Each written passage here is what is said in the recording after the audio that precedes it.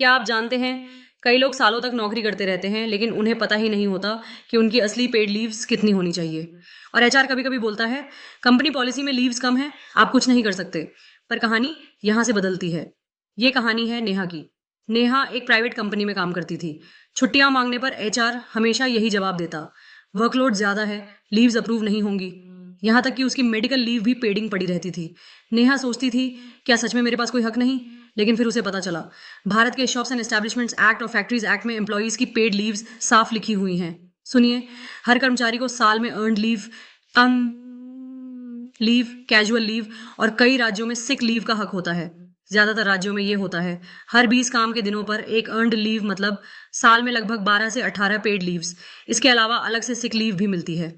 हाँ, company policy छोटी हो सकती है लेकिन कानून की मिनिमम लीव्स कम नहीं की जा सकती। कानून, कंपनी पॉलिसी। अब सवाल, अगर एचआर डीएनआई करे तो क्या करें? सबसे पहले अपनी अपॉइंटमेंट लेटर और कंपनी पॉलिसी चेक करें। फिर अपने लीव्स का रिकॉर्ड और एचआर के रिप्लाई सेव करें। इसके बाद आप लेबर डिपार्टमेंट में शिकायत कर सकते हैं। हर जिले में लेबर ऑफिसर होता है जहां लीव डिनाइल कंप्लेंट फाइल की जा सकती है। अगर कंपनी गलत पाई गई तो उसे लीव्स वापस देनी पड़ती हैं और कई केस में सैलरी कंपेंसेशन भी मिलता है।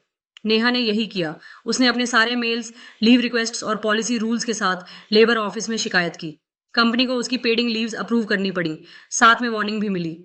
सीख ये है, छुट्टियां कोई मेहरबानी नहीं होती, ये आपका कानूनी अधिकार है। फॉलो लॉ विद ज्योति, जहां रोजमर्रा के कानून सबसे आसान भाषा में समझ आते हैं।